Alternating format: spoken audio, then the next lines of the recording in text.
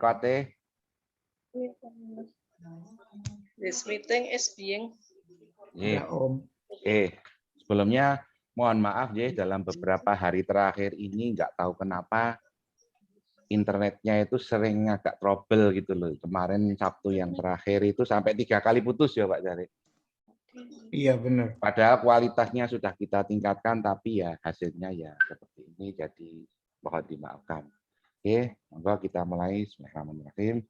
Assalamualaikum warahmatullahi wabarakatuh. Waalaikumsalam warahmatullahi wabarakatuh. Alhamdulillahirabbil alamin wa bihi nasta'inu umuri dunya waddin.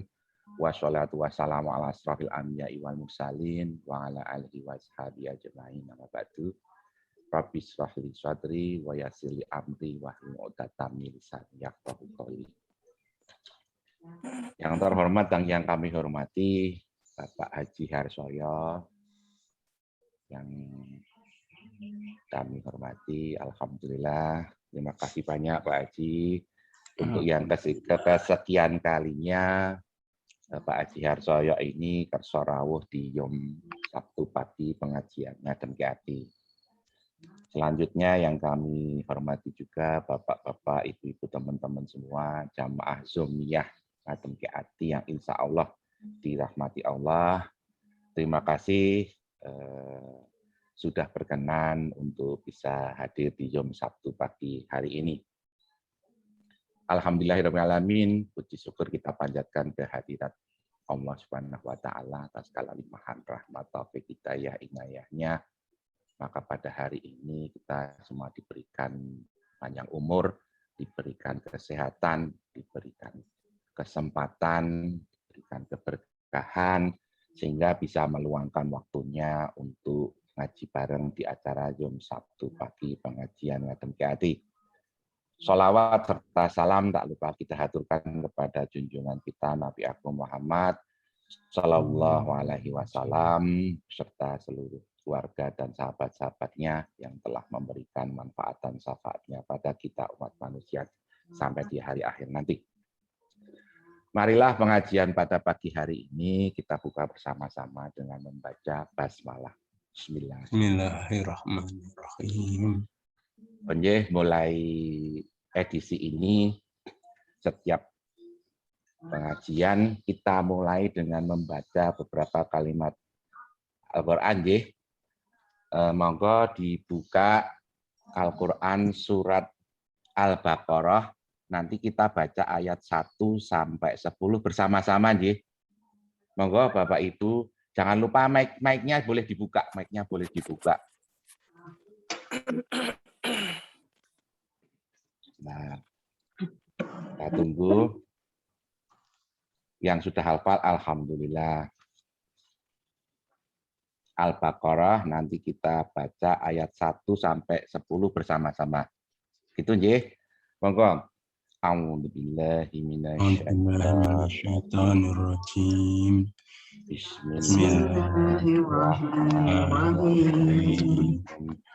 Alif Lam Mim. Zalikal kitabu la raiba fihi hudan lil muttaqin. Alladzina yu'minuna bil ghaibi wa yuqimuna az-zakata wa mimma razaqnahum yunfiqun. Walladzina yu'minuna bima unzila ilaika wa ma unzila min qablika wa bil akhirati hum yuqinun. Ulaika ala hudan min rabbihim wa ulaika humul muflihun. Innal ladzina kafaru sawa'un am lam tunzirhum la yu'minun. Wa la bihim ala samihim وعلى أبصارهم غشاوة ولهم عذاب عظيم وخادعون ومن الناس من يقول آمنا بالله وباليوم الآخر وما هم بمؤمنين يخادعون الله والذين آمنوا وما يخدعون إلا أنفسهم وما يشعرون في قلوبهم مرض فزادهم الله مرضا ولهم عذاب أليم بما كانوا يكذبون صدق الله Alhamdulillah. Terima kasih banyak pada Bapak Ibu semua. Insya Allah semoga hari ini kita awali dengan ngaji. Semoga di Sabtu-Sabtu ke depan kita tetap ngaji ya seperti ini walaupun hanya sebentar. Matur nuwun. Untuk selanjutnya Bapak Haji saya, monggo waktu kami persilakan. Matur nuwun. Assalamualaikum. Waalaikumsalam. Matur nuwun. Terima kasih Mas Budi dan Bapak Ibu sekalian. Assalamualaikum warahmatullahi wabarakatuh. Waalaikumsalam. Innal hamdalillah alladzi arsala rasulahu bil huda wa dinil haqq liyudhhirahu 'ala dini kullihi wa kafa billahi syahida. Asyhadu an la ilaha illallah wahdahu la syarikalah wa asyhadu anna Muhammadan abduhu wa rasuluh. Allahumma salli wa sallim wa barik ala Muhammad wa ala alihi wa sahbihi ajmain amma ba'du. Ya ayyuhalladzina amanu taqullaha haqqa tuqatih wa la tamutunna illa wa antum muslimun. Bapak Ibu sekalian yang semoga selalu dirahmati oleh Allah Subhanahu wa taala. Saya mengambil judul doa ya, sehingga saya minta pertimbangan Mas Budi, judulnya mau yang bombastis apa yang soft gitu ya. Tapi Pak Mas Budi milih yang bombastis, dahsyatnya doa. Apa yang menginspirasi saya menyampaikan doa? Karena saya melihat perkembangan COVID yang tidak turun-turun gitu. Bahkan di Jogja itu tanggal 13 yang lalu itu naiknya luar biasa, yaitu 2.731 penderita baru. Kemudian hari berikutnya turun 2.350. Kemudian hari berikutnya naik lagi 2.706. Kemarin yang diberitakan hari ini itu turun menjadi 1.661. Alhamdulillah turun, mudah-mudahan trennya turun terus. Dan di tingkat Indonesia sudah mencapai luar biasa, tanggal 13 yang lalu itu 54.517. Kemudian hari berikutnya naik menjadi 56.757. Dan hari kemarin 54.000. Ya, lumayan turun, alhamdulillah. Mudah-mudahan ada tren turun untuk seluruh Indonesia, harapan. Sehingga saya rasa pemerintah kita sudah berusaha dengan luar biasa, ada vaksinasi, kemudian ada PPKM dan yang lain-lain. Sehingga ini menjadikan satu keprihatinan. Ternyata banyak sekali hal-hal yang kita mungkin lupa, yaitu berdoa. Oleh karena itu, pagi yang indah ini mari kita awali dengan selalu bersyukur kepada Allah dan memujinya, dengan selalu menunjukkan etikat baik kita, yaitu untuk selalu meningkatkan dengan rasa syukur kita kepada Allah Subhanahu wa taala, dengan meningkatkan taat dan takwa kita kepada Allah Subhanahu wa taala melalui peningkatan ibadah-ibadah kita kepada Allah Subhanahu wa taala. Karena apa yang sudah kita usahakan dengan berbagai macam, ternyata hari-hari ini paling enggak saya enggak tahu Bapak Ibu sekalian, dalam BA kita itu selalu mengejutkan. Mengejutkannya adalah bahwa selalu ada kata-kata inna lillahi wa inna ilaihi roji'un, setiap hari ada. bahkan lebih 1 gitu ya. Dan yang lebih memprihatinkan adalah banyak di antara para yang wafat itu adalah para ulama. Ya, jangan-jangan ini satu berita yang luar biasa. Beberapa waktu yang lalu itu saya pernah membaca ya, bahwa ulama yang sudah wafat bukan hari ini, ya, saya belum ngecek yang hari ini, belum baca. Itu lebih dari 541 ulama. Ya. Sehingga ilmu itu akan diangkat oleh Allah dengan mewafatkan ulama. Dan kalau para ulama-ulama wafat, maka yang dikhawatirkan adalah orang yang bukan ulama mengeluarkan fatwa, sehingga fatwanya sesat dan menyesatkan. Itu yang menjadi keprihatinan, maka yang perlu kita galakkan, ya, perlu kita semangatkan pada kesempatan ini adalah bagaimana kita menjadikan satu cara untuk kita memerangi, ya kalau boleh dikatakan. Kalau usaha para medis sudah dilakukan dengan luar biasa.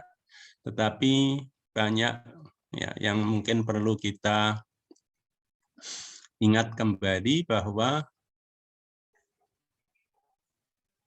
diingatkan kepada kita ya, ad-du'a'u wal ibadah, bahwa doa itu adalah ibadah. Ada lagi ya, yang menyatakan ad-du'a'u lisahul mukmin. Ya. Ad-du'a'u silahul mukmin. Bahwa doa itu senjatanya orang mukmin.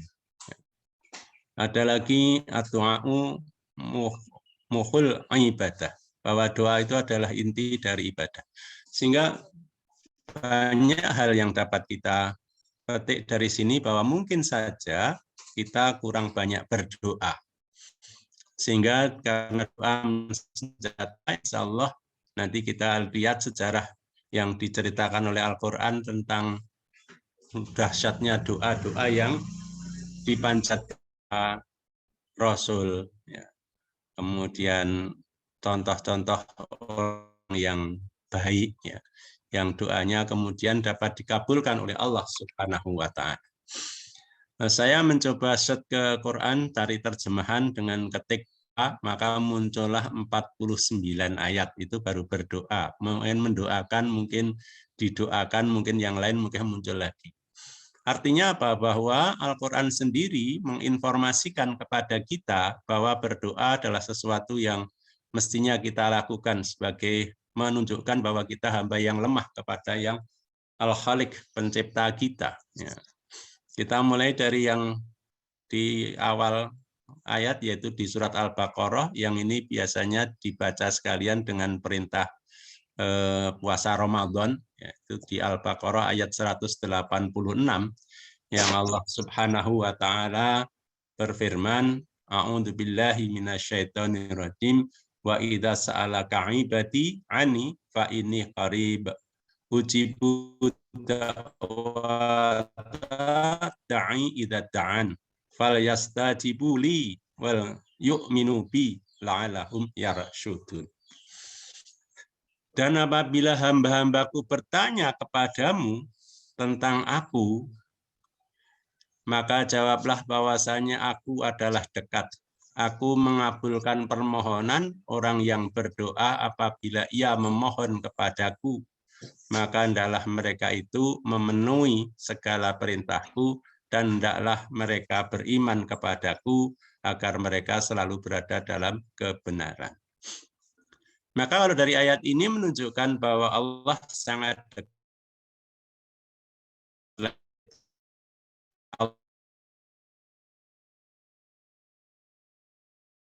Bagaimana kita mendekatkan diri kita kepada Allah Subhanahu wa Ta'ala dan memohon.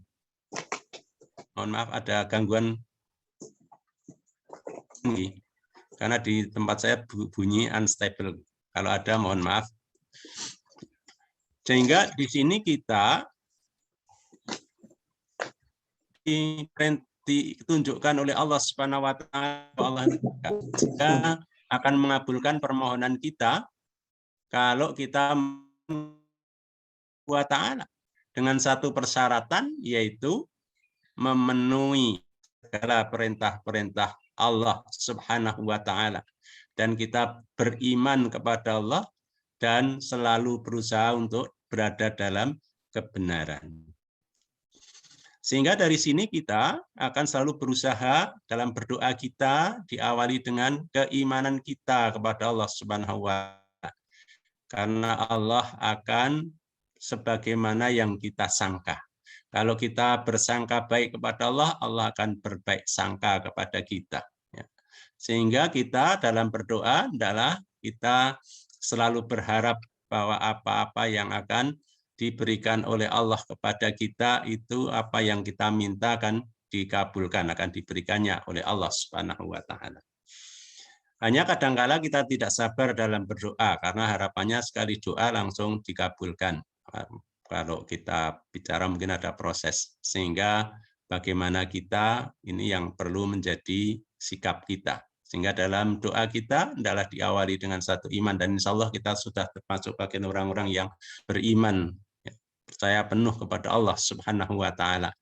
Hanya bagaimana kita memenuhi seluruh perintah-perintah Allah, itu yang mungkin perlu kita koreksi diri kita. Dan juga kita selalu berada dalam kebenaran, maka mari kita koreksi kondisi kita. Sehingga dengan demikian kita termasuk juga muhasabah atau menilai diri kita agar posisi kita dalam kondisi yang taat kepada Allah Subhanahu wa Ta'ala. Dan karena semua makhluk-makhluk Allah itu juga berdoa kepada Allah Subhanahu wa Ta'ala, yang kita tentu saja tidak tahu cara mereka, tetapi bahwa semua makhluk itu sangat tergantung kepada Allah Subhanahu wa Ta'ala. Sehingga kalau kita sampai tidak merasa tergantung, berarti kita ada rasa sombong, bahwa kita merasa. Di dalam surat An-Nur ayat 41, Allah Subhanahu wa Ta'ala menunjukkan kepada kita, a'udzubillahi minasyaitonirrajim, alam tara anallaha yusabbihu lahu man fis samawati wal ard wat thairu safat qulu qad alima salatahu wa tasbihahu wallahu alimum bima yaf'alun. Tidakkah kamu tahu bahwasanya Allah kepadanya bertasbih apa yang di langit dan di bumi, dan juga burung dengan mengembangkan sayapnya. Masing-masing telah mengetahui cara sembahyang dan tasbihnya. Dan Allah Maha mengetahui apa yang mereka kerjakan. Artinya bahwa semua makhluk itu taat kepada Allah Subhanahu wa Ta'ala, beribadah kepada Allah Subhanahu wa Ta'ala, bertasbih kepada Allah Subhanahu wa Ta'ala, sholat kepada Allah Subhanahu wa Ta'ala dengan cara masing-masing. Oleh karena itu, ini adalah salah satu cara untuk kita memudahkan untuk dikabulkan doa kita, maka kita tunaikan segala perintah-perintah Allah yang mampu kita lakukan. Karena perintah itu yang kita kerjakan adalah yang mampu kita lakukan, yang tidak mampu ya tidak, masih ditunda. Contohnya haji, sudah 2 tahun ini, itu haji tidak dilaksanakan oleh Indonesia. Yang saya baca kemarin bahwa Malaysia pun mengirim jamaah untuk tahun ini. Dan alhamdulillahnya, gitu, jatah kita itu terbanyak seharusnya di antara negara-negara yang ada, karena kita 200.000 lebih . Sedangkan untuk Malaysia itu kalau tidak keliru hanya 20-an ribu, kemudian tahun jatahnya kemudian ditambah 10.000, tetapi nggak tahu tahun ini nampaknya yang dikirim hanya ratusan, bukan sampai penuh, karena jumlah jamaah haji yang diizinkan untuk tahun ini hanya 60.000. Sedangkan kapasitas Masjidil Haram sudah ditingkatkan mampu menampung 1,8 juta, yang tadinya hanya sekitar 900.000, maaf. Ini adalah satu hal yang kita menjadi kewajiban kita, tetapi karena adanya satu hambatan sehingga kita tidak mampu melaksanakan, maka kewajiban kita belum menjadi wajib, masih tertunda sampai kita mampu melaksanakan. Bahkan satu hal yang menjadi keprihatinan kita itu bahwa di antara yang saya ikuti berita tentang orang yang haji ini ada satu bapak ibu ya, yang sudah mendaftar haji, harusnya berangkat tahun kemarin 2020 tapi tertunda dan tahun ini pun nggak bisa berangkat. Akhirnya tahun 2020 itu si suami meninggal, sehingga si ibu ini sangat khawatir kalau ditunda lagi jangan-jangan saya nggak bisa haji. Tapi insya Allah niat haji sudah dihitung sebagai haji karena tidak dapat melaksanakannya hanya karena kondisi dan situasi yang tidak memungkinkan. Sehingga ini salah satu contoh bahwa kalau kita perintah yang diperintahkan oleh Allah itu adalah semampu kita. Adapun yang dilarang maka mutlak kita tinggalkan. Tapi kadang-kala kita sebaliknya, yang dilarang malah dikerjakan, yang diperintahkan tidak dikerjakan. Dan yang perlu kita ingat yang lain, yaitu di dalam ayat yang lain maksud saya, dalam surat An-Naml ayat 62, Allah Subhanahu wa Ta'ala berfirman, A'udzu billahi minasyaitonir rajim, ama yujibul muttara idza ta'ah wa yakshifu suwa wa yaj'alukum khulafa al-ardi. A ilahu ma'allah qalilam ma tadzakkarun. Atau siapakah yang memperkenankan doa orang yang dalam kesulitan apabila ia berdoa kepadanya, dan yang menghilangkan kesusahan dan menjadikan kamu manusia sebagai khalifah di bumi?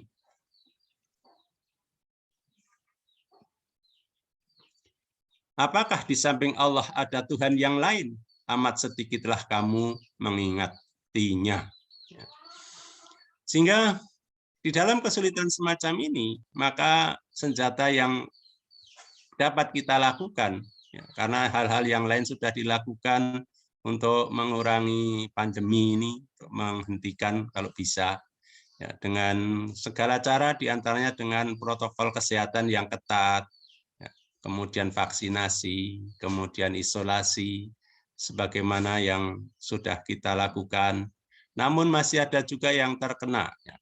Bahkan dalam satu keluarga itu semuanya, bapak, ibu, anak-anaknya. Saya punya saudara juga begitu, ibu, bapaknya, dan anaknya semuanya kena. Ya, di tetangga juga ada. Ya. Sehingga sangat menakutkan ya kalau kita tidak punya keyakinan kepada Allah Subhanahu wa Ta'ala. Tetapi apa yang dikehendaki Allah akan terjadi, dan apa yang tidak dikehendaki Allah pasti tidak terjadi. Sehingga kita harus punya keyakinan, dan mari kita biasakan berdoa kepada Allah Subhanahu wa Ta'ala.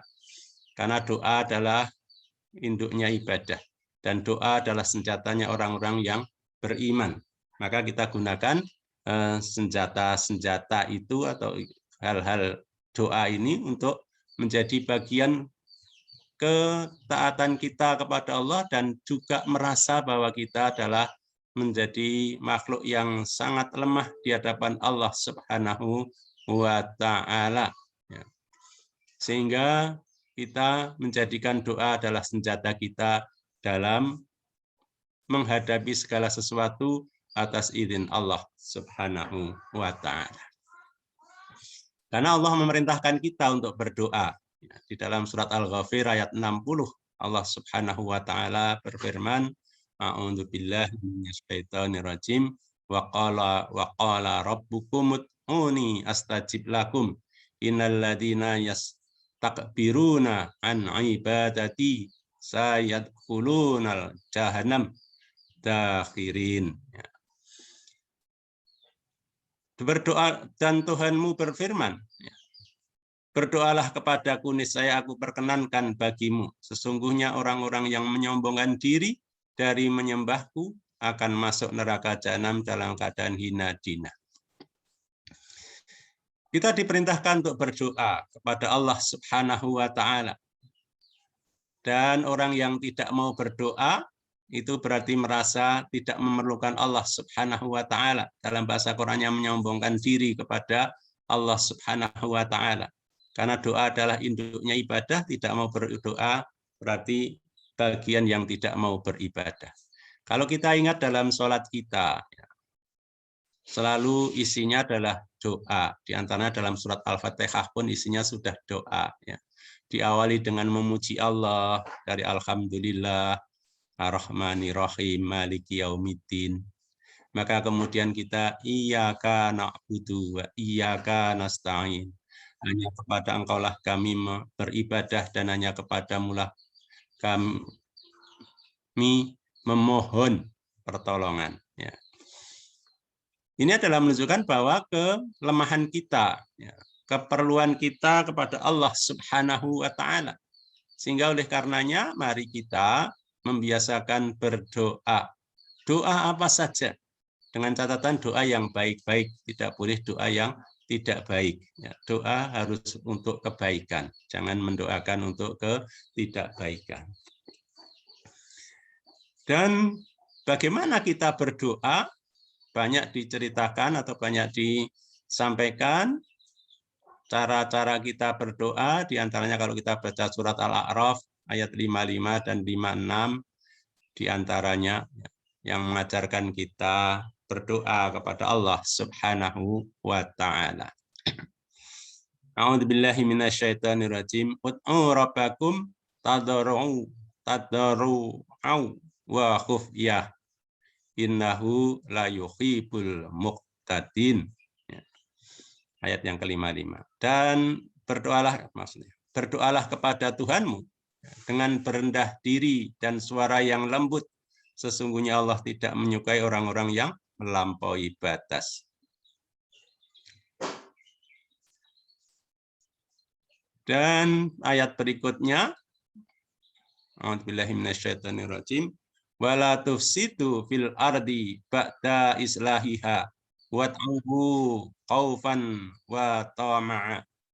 Inna rahmatallahi qarib minal muhsinin.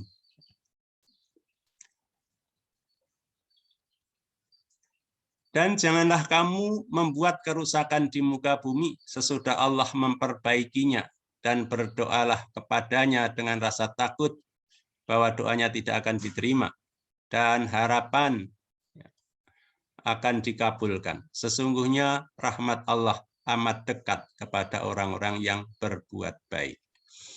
Sehingga kuncinya di sini untuk doa itu dapat diterima, maka kita punya kekhawatiran kalau doa kita tidak diterima, tetapi punya harapan untuk dikabulkan dengan catatan bahwa kita selalu berusaha untuk berbuat baik. Maka nanti kita akan mencoba untuk memahami dahsyatnya doa ini. Baik, kita melihat satu kisah-kisah yang ada di dalam Al-Quran, yaitu kisah Talut dan Jalut. Maka di dalam perhitungan manusia, Talut dan Jalut, Talut yang sangat berkuasa, itu dapat dikalahkan oleh Jalut, orang yang tidak pernah diperhitungkan kondisinya.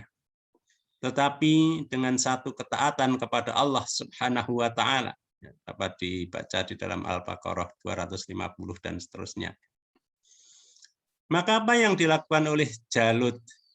Dia tidak merasa hebat, tidak merasa lebih, tetapi yang dilakukan adalah memohon kepada Allah Subhanahu wa taala dengan doanya, yang termaktub dalam surat Al-Baqarah ayat 250 itu.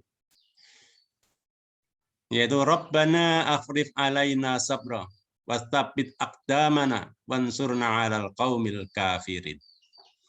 Ya Tuhan kami, tuangkanlah kesabaran atas diri kami dan kokohkanlah pendirian kami dan tolonglah kami terhadap orang-orang yang kafir. Jadi kemenangan Jalut itu adalah karena doa yang dikabulkan oleh Allah Subhanahu wa taala.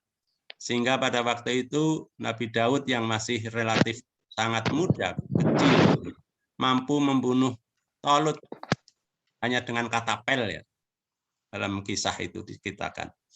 Ini adalah satu pertolongan Allah yang luar biasa. Yang secara kalkulasi kita mungkin susah untuk dapat menghadapi kemenangan. Sebagaimana dalam kisah-kisah yang lain yang dapat kita ikuti. Bagaimana kisah Nabi Zakaria yang berdoa kepada Allah Subhanahu wa taala. Yang pada waktu itu dapat dibaca dalam surat Al-Maryam. Dalam surat Maryam dapat dibaca kisah tentang Nabi Zakaria yang berdoa kepada Allah Subhanahu wa taala. Yaitu bahwa beliau sudah sampai sepuh, belum dikaruniai seorang putra pun, maka beliau memohon kepada Allah Subhanahu wa taala.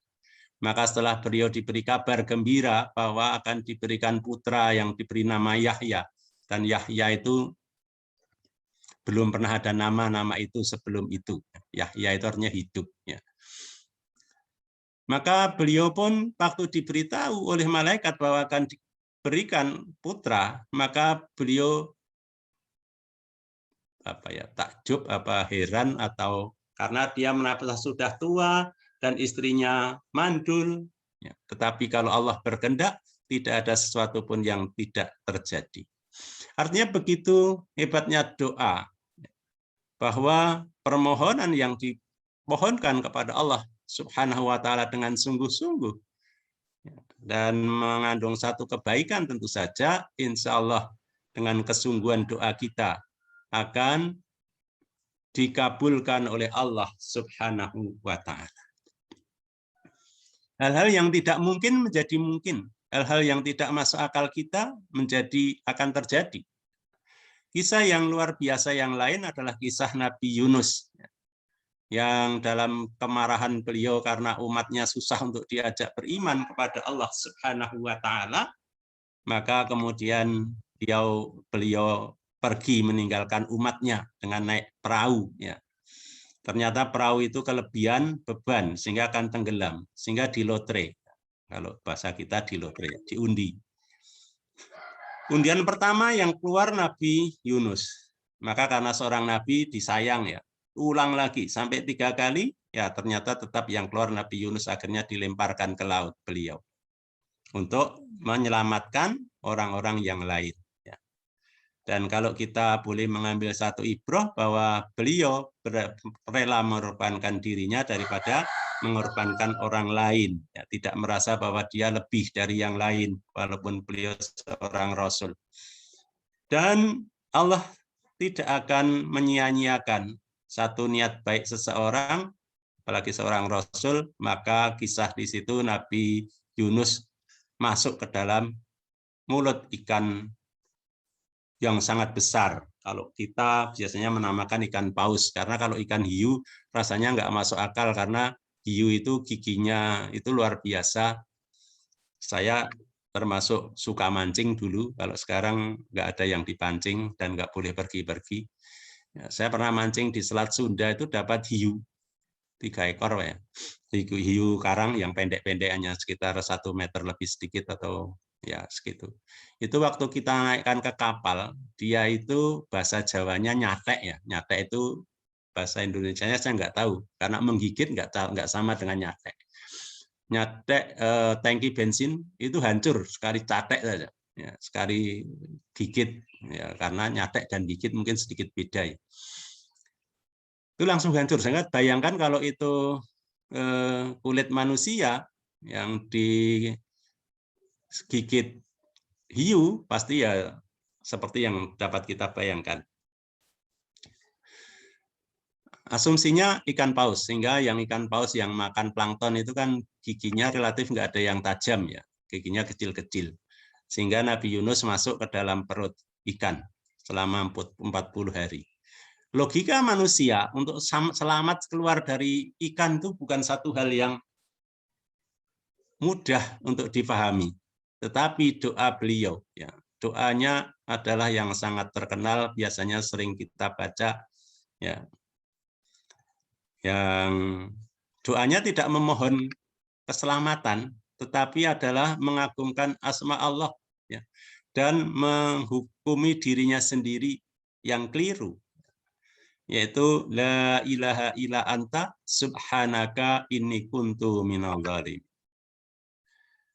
La ilaha illa anta, tidak ada ilah, tidak ada Tuhan yang berhak disembah kecuali Engkau. Subhanaka, maha suci Engkau, inni kuntu minadh dhalimin. Sesungguhnya aku termasuk orang-orang yang zalim.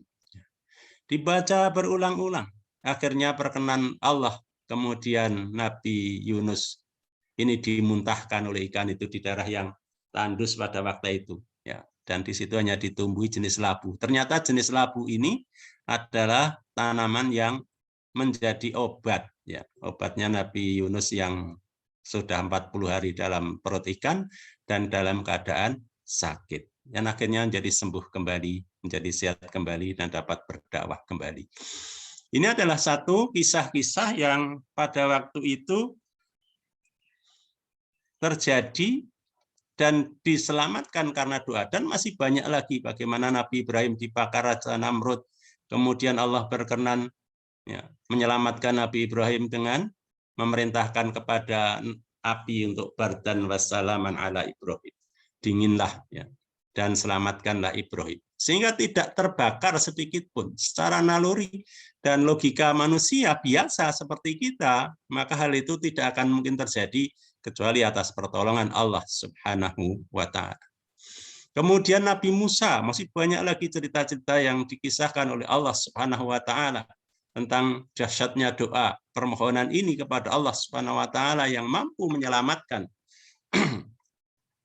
Nabi Musa yang sudah terkepung oleh Fir'aun dan tentaranya sampai di ujung pantai, sehingga nggak mungkin bisa lari lagi. Tetapi karena pertolongan Allah, maka Allah memerintahkan untuk memukulkan tongkatnya. Maka kemudian terbelahlah laut itu. Dan kemudian setelah menyeberang dan dikejar oleh Fir'aun, maka di tengah pengejaran Allah tenggelamkan Fir'aun dan bala tentaranya. Dan sebagai bukti, maka kemudian jasad Fir'aun diselamatkan oleh Allah Subhanahu wa Ta'ala, sehingga sebagai bukti kekuasaan Allah Subhanahu wa Ta'ala yang dapat kita baca beritanya tentang Fir'aun yang waktu diotopsi gitu, paru-parunya mengandung garam. Artinya bahwa dia adalah meninggalnya karena tenggelam. Wallahu a'lam bishawab. Dan masih banyak lagi kisah-kisah tentang itu yang dapat kita ambil ibrahnya, bahwa pentingnya kita berdoa kepada Allah Subhanahu wa Ta'ala. Dan satu hal yang dikisahkan oleh Rasulullah SAW yang sangat terkenal, dan insya Allah Bapak Ibu sekalian pernah mendengar cerita ini, ya, hanya untuk mengingatkan kita betapa pentingnya doa. Yaitu kisah 3 orang yang dalam perjalanan, ya, dalam perjalanannya itu kehujanan di tengah perjalanan, kemudian beliau 3 orang ini berteduh di dalam gua. Kalau ceritanya menjadi sangat logis, ya, karena dalam hujan lebat maka terjadi longsor. Nah, salah satu longsor itu, yang longsor adalah batu besar dan persis jatuh menutup gua. Guanya itu pintunya tertutup sehingga 3 orang ini terkurung di dalam gua dan tidak mungkin akan dapat keluar dalam kondisi seperti itu, karena batunya cukup besar. Ya, dapat dibayangkan kalau batu sampai menutup pintu gua, berarti batunya cukup besar. Nah, besarnya batu ini tidak mungkin didorong oleh 3 orang itu, sehingga 3 ini bersepakat untuk berdoa kepada Allah Subhanahu wa Ta'ala dengan wasilah amal baik yang pernah dilakukan. Maka orang pertama berdoa kepada Allah Subhanahu wa Ta'ala, yang intinya adalah, ya Allah, dahulu aku memiliki orang tua yang sudah sangat tua, ya, dan mempunyai seorang istri dan anak-anak yang aku rawat. Ketika sore hari aku memerah susu, aku lalu pertama-tama aku berikan minum susu itu kepada orang tuaku, baru kemudian anak-anakku, sementara anak-anakku merengek-rengek di kedua kakiku. Ya. Maka artinya apa? Bahwa beliau ini mengutamakan kepada orang tuanya dulu, baru anak-anaknya, baru istrinya. Ya. Atau biasanya istri, seorang ibu lebih rela berkorban, ya, sehingga kalau logikanya ya anak-anaknya dulu, baru istrinya. Pada satu keadaan tertentu, karena mungkin kambingnya banyak, sehingga mencari makannya itu menjadi jauh, sehingga pada waktu sampai di rumah, ya, itu kemudian memerah susu dan sudah sampai malam, misalkan di situ, maka orang tuanya ini sudah sare, sudah tidur. Maka tetap diperah susu itu, kemudian dipegangi susu itu sampai subuh, walaupun anak istrinya merengek, anak-anaknya merengek. Kalau istri merengek kan nggak pantas ya. Anak-anaknya merengek-rengek minta karena lapar, tidak diberikan sebelum memberi minum, atau orang tuanya minum terlebih dahulu, baru anak dan istrinya. Maka ditunggu, ternyata subuh baru bangun, baru itu diberikan. Maka beliau ini berdoa, ya. Jika engkau mengetahui apa yang aku telah lakukan, amalan tersebut hanya untuk menemukan wajahmu, hanya untuk mencari keridhoanmu, maka bukakanlah mulut gua agar kami dapat keluar dan melihat langit. Ya, artinya bebas dari gua. Ya. Maka setelah doa itu diucapkan, maka batu bergeser sedikit. Ya. Tetapi belum mampu untuk digunakan keluar, belum dapat digunakan sebagai pintu keluar untuk keluar dari dalam gua. Kemudian orang yang kedua, pemuda yang kedua, ya. Pemuda yang kedua ini berdoa kepada Allah Subhanahu wa Ta'ala. Jadi seorang pemuda ini dulu sangat mencintai sepupunya, perempuannya yang sangat cantik, ya. Menurut ukuran cerita itu sangat cantik, sangat dicintai. Maka kemudian pemuda ini meminta kepada sepupunya itu. Dan permintaan itu ditolak sehingga kalau dia diberi 100 dinar. Kemudian si pemuda ini bekerja dengan kuat, 100 dinar itu cukup banyak, ya. 1 dinar itu 4/4 gram emas murni. Kalau 4 gram, 1 gramnya 1 juta, berarti 4/4 juta kali 100, ya. Berarti 400 juta. Kan banyak. Ya. Maka karena pemuda ini sangat-sangat ngebetnya gitu, maka pemuda ini bekerja keras untuk mengumpulkan uang 100 dinar.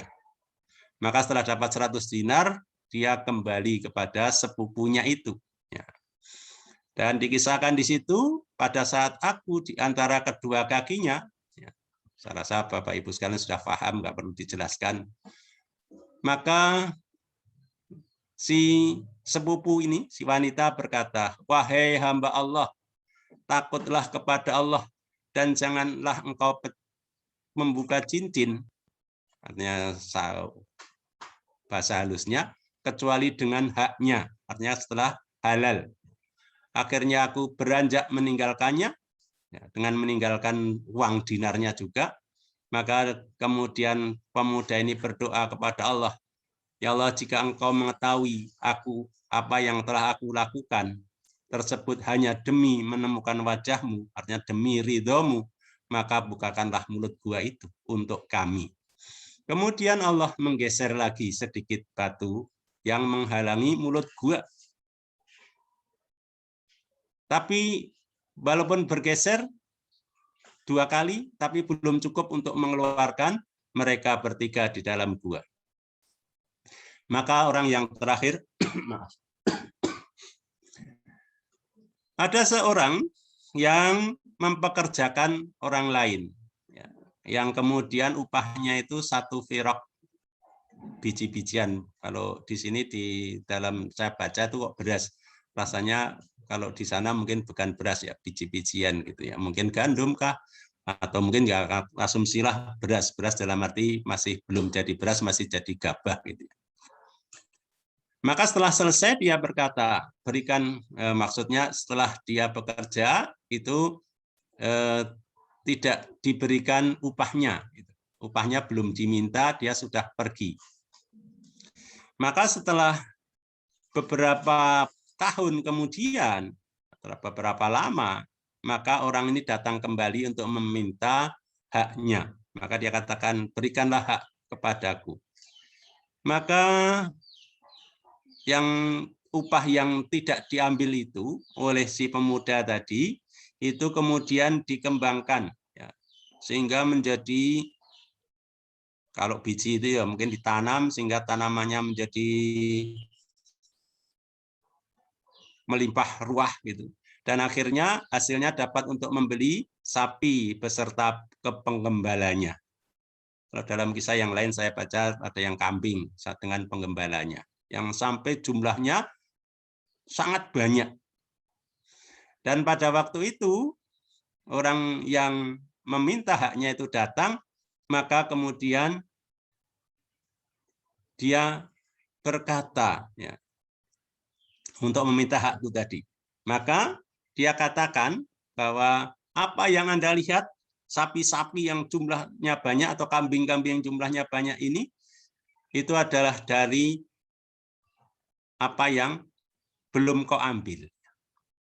Maka dia berkata, takutlah kepada Allah dan janganlah kamu mengolok-olok gitu. Artinya masa gaji saya kan hanya kecil, kenapa menjadi sedemikian.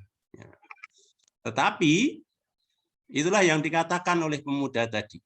Maka dengan demikian oleh orang yang bekerja itu, maka dibawalah semua sapi dan penggembalanya.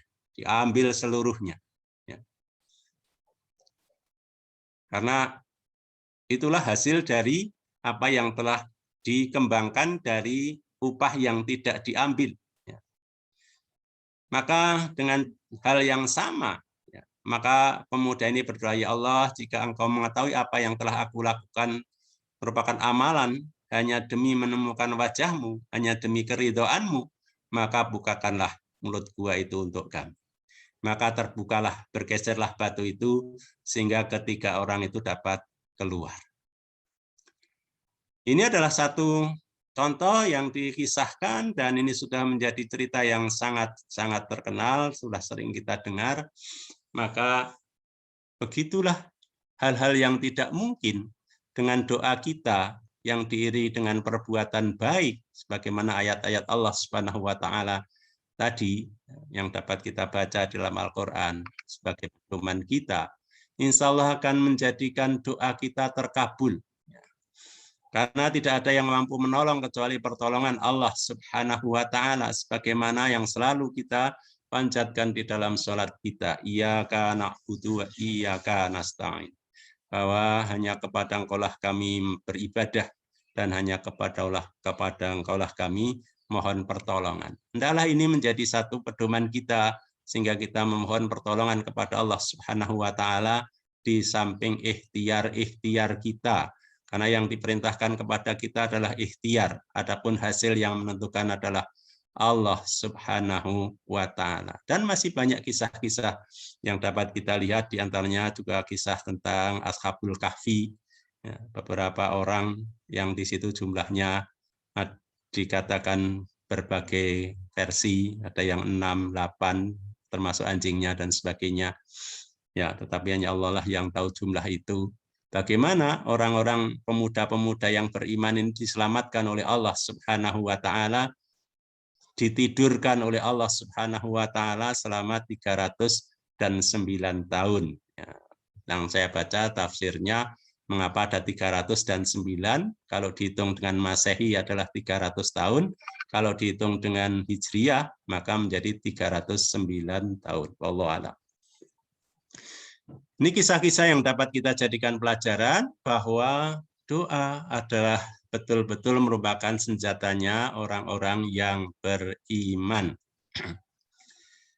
Nah, bagaimana supaya doa kita terkabulkan oleh Allah Subhanahu wa taala? Dari beberapa ayat tadi dikatakan bahwa syaratnya adalah kita beriman kepada Allah Subhanahu wa taala. Jadi ada iman, ada keyakinan kepada Allah Subhanahu wa taala sehingga kita memohon pertolongan Allah Subhanahu wa taala untuk mengeluarkan kesulitan-kesulitan kita atau bahkan untuk memperoleh satu kebahagiaan kita. Karena doa bisa memohon untuk dikeluarkan dari kesulitan dan bisa jadi untuk mencapai kebaikan. Tadi malam saya mengikuti kajian gitu, yang kajiannya adalah kita diajak sholat dan diajak mencapai kebaikan, yaitu judulnya adalah Hayya 'alas shalah, Hayya 'alal falah. Ini adalah dalam rangka bagaimana sholat kita untuk dapat menjadi perisai kita, ya, itu yang intinya, ya, supaya kita memperoleh satu kebaikan. Walaupun banyak yang dikisahkan di situ, bagaimana orang yang sholatnya juga baik tapi korupsi masih jalan, maka ya terjemahnya di situ bahwa berarti sholatnya belum memberikan implikasi kepada kebaikan bagi kita. Kemudian yang kedua, bahwa doa kita harus untuk tujuan baik. Jadi tidak boleh kita berdoa untuk mendoakan orang lain tidak baik. Ya. Walaupun kadangkala orang yang dizalimi itu kemudian berdoa karena sangat ditindas. Maka Rasul mengingatkan kepada kita, hati-hati terhadap orang yang teraniaya. Karena doanya akan dikabulkan oleh Allah Subhanahu wa ta'ala. Jadi selain tujuan baik, maka kita harus menjaga perbuatan-perbuatan kita dari perbuatan-perbuatan yang sombong, ya, ria, ya, artinya supaya dipandang orang, dilihat orang, supaya diketahui orang, sum'ah, ya, ujub itu mengagumi diri sendiri. Ya, kadangkala kita tidak merasa gitu bahwa kita melakukan satu perbuatan yang menyebabkan doa kita menjadi tertolak. Misalkan kita tiap hari mampu bangun sholat tahajud, tetapi dalam hati kita terbetik satu kebanggaan gitu. Aku sholat tahajud, orang lain mungkin hari ini masih tidur nyenyak. Walaupun itu satu ungkapan yang mungkin benar, orang lain masih tidur nyenyak, ya, kita bangun sholat. Ya, tapi kita punya pemikiran seperti itu, itulah yang dimaksud ujub, mengagumi diri kita sendiri. Maka itu akan menyebabkan doa-doa kita tidak akan diterima oleh Allah Subhanahu wa ta'ala. Kemudian yang selanjutnya, bahwa agar doa kita itu diterima oleh Allah Subhanahu wa ta'ala, yaitu bahwa kita menghindarkan dari hal-hal yang diharamkan oleh Allah Subhanahu wa ta'ala. Dalam satu hadis yang sangat terkenal bahwa ada seseorang, ya, yang dalam perjalanan yang jauh, rambutnya kusut, pakaiannya sampai kumal, ya. Dan sedangkan orang safari yang lurus kan doanya insya Allah dikabulkan oleh Allah Subhanahu wa ta'ala. Tetapi di situ dia mengangkat tangannya tinggi-tinggi dengan mengatakan ya Rabbi, ya Rabbi. Maka Rasulullah mengomentarinya. Wa mat'amuhu haram, wa masrabuhu haram, wa malbasuhu haram, wa ghudiya bil haram, fa anna yustajab ili dzalik. Maka orang itu mengandahkan tangannya ke atas gitu, ya sampai tinggi, karena yang dianjurkan oleh Rasulullah kalau kita berdoa sungguh-sungguh kan tangannya sampai diangkat sampai tinggi-tinggi. Sebagaimana Rasulullah dikisahkan tentang waktu pengikutnya umatnya kekeringan sehingga nggak ada air sama sekali, sehingga tanamannya pada mati, sehingga mohon kepada Rasulullah untuk didoakan. Ya, maka Rasulullah mengangkat tangannya tinggi-tinggi. Doa itu belum selesai diucapkan, sudah hujan lebat. Ya, sampai basah kuyup. Maka dilakukanlah orang seperti itu, tetapi kemudian Rasulullah mengomentarinya. Ya. namun makanannya haram, minumannya haram, pakaiannya haram, dan kenyang dengan sesuatu yang haram. Lalu bagaimana mungkin doanya akan dikabulkan? Ini adalah salah satu bahwa kita memperbanyak doa dengan syarat-syarat yang harus terpenuhi supaya doa kita dikabulkan oleh Allah Subhanahu wa Ta'ala. Oleh karena itu, mari kita jaga apa-apa yang haram dari diri kita, dari keluarga kita, sebagaimana yang diperintahkan oleh Allah Subhanahu wa Ta'ala untuk menjaga diri kita dan keluarga kita dari api neraka. Ku anfusakum wa ahlikum naro. Ku anfusakum wa ahlikum naro. Jagalah diri kalian dan keluarga kalian dari api neraka. Terakhir, hadis yang sudah sering kita dengar, ya, diriwayatkan oleh Imam Ahmad, Tirmidzi, Ibnu Hibban, dan Tabrani. Hadisnya pendek tetapi mengandung makna yang luar biasa. Innallaha harama 'alal jannah kulla lahmin nabata min suhti. Kullu lahmin nabata min suhti min haramin. Fanaru aula bihi. Allah Subhanahu wa Ta'ala melarang ke surga bagi setiap daging yang tumbuh dari makanan yang tidak halal. Kululahmin, setiap daging nabata min suhti yang tumbuh dari barang-barang yang haram, dijelaskan haramin, dari yang haram, fanaru aula bihi, maka nerakalah yang berhak baginya. Oleh karena itu, mari kita berusaha dengan sungguh-sungguh apa yang kita makan, apa yang kita gunakan, apa yang kita pakai, apa yang kita usahakan, hendaklah kita jaga dari hal-hal yang haram. Harus kita jauhkan hal-hal yang haram. Bahkan sedapat mungkin sesuatu yang syubhat, mari kita tinggalkan agar tidak jatuh kepada yang haram. Oleh karena itu, kalau itu semua sudah kita usahakan dengan sungguh-sungguh, dan masih ada yang terbawa oleh kita, terpakai oleh kita, termakan oleh kita, ya, terusahakan oleh kita, mari kita selalu muhasabah, selalu kita hitung-hitung, selalu kita koreksi. Kalau ada, segera kita mohon kerelaannya. Satu hal yang saya dulu sangat kaget gitu pada waktu ketemu orang Malaysia di waktu Idul Fitri, itu yang diucapkan, Pak, mohon dihalalkan apa yang pernah saya peroleh dari Bapak, ya, akah makanan apa segala. Saya, karena di Indonesia kan jarang yang ucapan seperti itu, mungkin nggak ada, tapi yang diucapkan mereka itu, tolong Pak dihalalkan apa yang pernah saya peroleh, pernah apa yang saya gunakan, dan seterusnya. Ternyata ini untuk menjadikan kita terbebas dari hal-hal yang haram. Jadi kalau kita mengambil barang orang, ya, dengan tidak minta izin, maka itu menjadi sesuatu yang haram. Tetapi kemudian setelah temu orang yang punya, kemudian minta dihalalkan, maka sudah menjadi halal. Tetapi perbuatan itu menjadi makruh. Ya. Artinya ya kalau mau mengambil minta izin dulu. Bukan setelah minta izin, setelah diambil baru minta izin. Kalau yang mengizinkan iya, maka menjadi halal.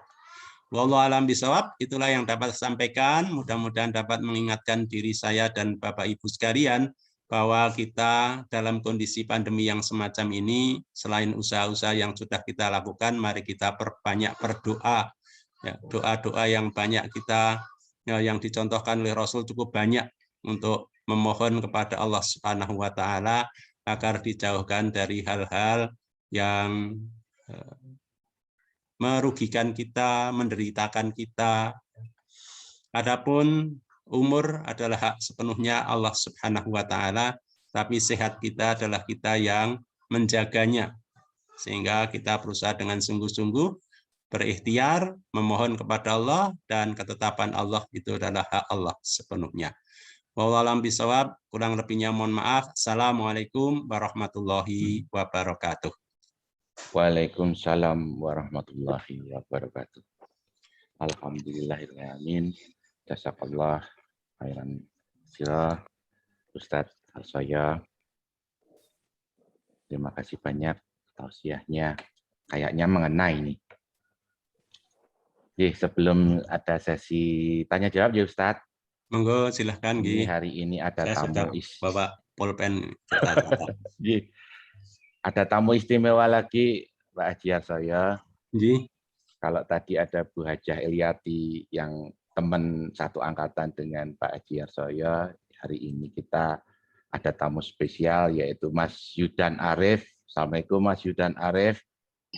Waalaikumsalam warahmatullahi wabarakatuh. Nyun sewu bisa ditampilkan wajahnya. Acara ini Mas. Mas Yudan Arif ini Pak Haji Harsoyo, kakak kelas saya Patmanaba 88 kalau nggak salah. 88, Mas. Kalau Pak Haji Harsoyo ini 72, Mas Yudan.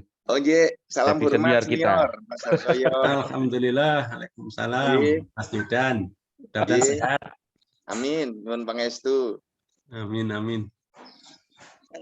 Alhamdulillah. Ternyata Zoom membawa berkah buat kita suami. Amin. Ada Mas Yudan kok. Sip. Pak Cari ana Mas Yudan. Beliau adalah Dirjen Dukcapil ya. Insya Allah. Aku sering ngerusui kalau malam. Alhamdulillah. Matur suwun sekali lagi Mas Yudan. Sami-sami Mas, matur nuwun. Kemudian ini ada yang istimewa lagi, ada Mbak Arina. Halo, Assalamualaikum Mbak Arina. Boleh saya sapa ya? Halo Mbak Arina Kusnulita. Waalaikumsalam. Alhamdulillah. Matur nuwun nggih sudah berkenan join. Jenengan tuh tak Ya, terima kasih. tunggu loh kapan iso join gitu loh. Siapa tahu bisa membantu membantu kami yang di sini jadi host kan rasanya gimana gitu loh. Nek suara saya ini kemelotrak di situ. Setuju Mas. Setuju ya Mas Yudan nggih. Setuju banget. Penyiar zaman tanah merdeka itu sejak zaman tanah merdeka. Karena nek beliau itu asli host, nek kita host dadaan. Jangan begitu. Ini malah saya ingin tanya, boleh tanya nggak, Mas? Boleh, monggo kita boleh sesi tanya jawab. Ustadz nyun sewu, terkait dengan doa. Kadang-kadang begini ya, kita tuh kan manusia itu memang apalagi dalam kondisi pandemi saat ini sedih gitu ya, setiap hari selalu mendapatkan berita duka, innalillahi gitu. Terus ada beberapa yang sempat putus asa. Padahal kalau dilihat itu kesehariannya itu ya sholat, ya puasa, ya sedekah gitu. Sampai kadang dia kenapa ya kok doaku tuh kok nggak diijabah sama Allah gitu. Itu gimana ya Ustadz ya? Artinya dengan perasaan seperti itu merasa sudah melakukan semuanya, tapi kenapa kok ditunda-tunda ya? Allah tuh kapan mau memberi waktu yang terbaik untuk mengabulkan doa saya? Itu gimana ya Ustadz? Langsung saya jawab Mas Budi. Iya monggo Pak Haji langsung kemauan. Matur nuwun Mbak Erina. Jadi di dalam surat Yusuf ya. Saya suka surat Yusuf itu karena satu surat itu kisahnya lengkap dari awal sampai akhir. Di situ dikatakan bahwa kita tidak boleh berputus asa ya, dari rahmat Allah Subhanahu wa Ta'ala. Dan ayat lain mengatakan bahwa barangkali apa yang kita benci itu justru baik untuk kita, dan barang yang kita suka belum tentu baik untuk kita. Dan beberapa ulama yang pernah saya ikuti kajiannya, bahwa doa itu ada 3 hal yang dapat dipahami oleh kita. Yang pertama yaitu sekaligus langsung dikabulkan. Yang kedua ditunda pengabulannya. Yang ketiga akan dikabulkannya di akhirat. Artinya doa itu walaupun tidak terkabul di dunia, insya Allah akan menjadi tabungan pahala di akhirat. Contoh yang doa instan seperti saya katakan tadi, bahwa orang yang terjebak di gua itu berdoa saat itu langsung dikabulkan oleh Allah Subhanahu wa taala dengan 3 orang berdoa masing-masing dengan wasilah kebaikannya. Kemudian doa itu dikabulkannya panjang. Saya naik haji itu doanya untuk mohon dapat diperkenankan naik haji itu 5 tahun, Mbak. 5 tahun persis baru dikabulkan oleh Allah Subhanahu wa taala. Ya, ada saja hal-hal yang menyebabkannya. Yang saya baca ya di doa yang diajarkan oleh Allah Subhanahu wa taala di dalam surat Al-Baqarah yang ya wa arina manasikana gitu. Sehingga ada juga yang tidak terkabul ya, tidak terkabul di dunia maksudnya, tetapi itu akan menjadi satu pahala di akhirat. Sehingga yang menjadi kewajiban kita sebagai manusia adalah ikhtiar ya, ikhtiar. Seperti sekarang mungkin nanti Pak Dokter bisa menjelaskan lebih jauh mengapa pandemi masih begitu, menurut saya dahsyat ya naiknya, cukup banyak sehingga sampai semua rumah sakit itu penuh ya. Bahkan sampai banyak orang yang isoman meninggal. Maka kita tetap harus berprasangka baik kepada Allah Subhanahu wa taala. Kalau kita tidak dikabulkan, bisa jadi kita tidak kuat untuk menjadi itu. Ya, misalkan beberapa waktu yang lalu atau tahun yang lalu ada seseorang yang ingin, kalau bahasa kita jago ya, jago jadi bupati, ada yang jago jadi anggota DPR, sudah berusaha kuat menghubungi orang, bahkan dengan cara-cara yang lainnya supaya dapat, ya. Maka ternyata dia tidak menang, gitu. Walaupun secara hitungan teori sudah menang. Maka harus dipahami bahwa dia kalau menjadi bupati justru akan menjadi tidak baik, ya. Sehingga Allah tidak berkenan menjaga kebaikannya itu untuk menjadi tidak baik. Ini adalah salah satu cara kita menghibur diri kita, bahwa apa yang tidak diperkenan Allah berarti itu tidak baik bagi kita. Dan apa yang baik pasti akan diperkenankan oleh Allah Subhanahu wa taala. Contoh yang mungkin sedikit berbeda tetapi memberi makna yang sama kira-kira. Pada waktu itu ada seseorang yang buta, ya. Kalau sangat terkenal itu Abdullah bin Umi Maktum, ya. Itu matur kepada Nabi, ya Rasulullah, saya tidak ada yang menjadi guide lagi, menjadi penuntun saya ke masjid. Boleh enggak kalau saya tidak ke masjid? Maka waktu itu Rasulullah menjawab, boleh. Tapi begitu Abdullah bin Umi Maktum ini beranjak dari hadapan Rasulullah, kemudian dipanggil lagi. Ya Abdullah, labaik ya Rasulullah, apakah kamu mendengar azan? Labaik, mendengar gitu. Kalau gitu datangilah.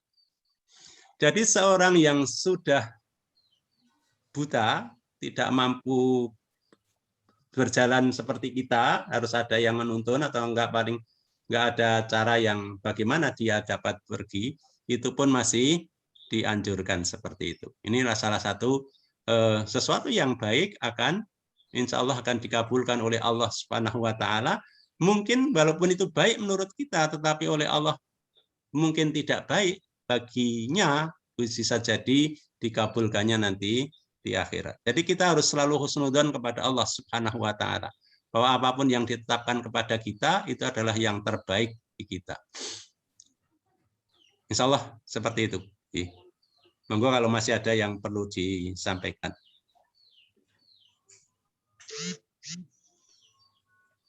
Itu Mbak Erlina. Terima kasih. Terima kasih banyak Ustadz. Ji, Mbak, sami-sami. Monggo, kalau ada yang mau bertanya, dipersilakan, Ji. Assalamualaikum warahmatullahi wabarakatuh. Waalaikumsalam warahmatullahi wabarakatuh. Ji, salam sehat, Prof. Harsoyo. Nah, ini anak buah saya ini. Kak Jijo ini. Dulu dosen UI Rasidoi. Ampun, Prof. Ampun. Monggo, Mas. Ji, saya mau nanya kaitannya dengan doa ini, Prof. Dengan situasi yang kita hadapi saat ini, ada banyak orang yang mensikapi atau orang mensikapinya dengan sikap yang bermacam-macam. Salah satu tadi yang Pak Harsoyo sampaikan bahwa tidak sedikit dari ulama kita yang kemudian sampai dengan saat ini sudah Allah panggil menghadap kepada Allah, yang dengan demikian semakin berkurangnya ilmu, semakin berkurangnya keberkahan dari orang soleh. Doa kita sama-sama yakini bahwa sesuatu atau merupakan senjatanya orang mukmin. Namun demikian, dari contoh-contoh yang Pak Arsoy sampaikan tadi, itu rata-rata contoh-contoh orang-orang yang sudah soleh lebih dulu, baru kemudian dia menyampaikan doanya. Kalau kita lihat di kekinian, ini dengan banyaknya juga dipanggilnya ulama oleh Allah Subhanahu wa Ta'ala. Nah, kita-kita ini, bukan kita-kita, mungkin saya lah gitu ya, yang jauh dari nilai soleh gitu ya, itu mensikapi COVID atau ujian dari Allah Subhanahu wa Ta'ala ini, baiknya kita mendahulukan mohon ampun kepada Allah atau memperbanyak istighfar, atau mendahulukan doanya dulu, seperti minta hilangnya COVID, kemudian minta yang macam-macam lagi lah. Nah ini nyuwun sarannya Prof, kita memperbanyak istighfar terlebih dahulu atau kita mendahulukan doanya terlebih dahulu. Itu saja sedikit yang saya mohon pencerahannya, kurang lebihnya mohon maaf. Assalamualaikum warahmatullahi wabarakatuh. Waalaikumsalam.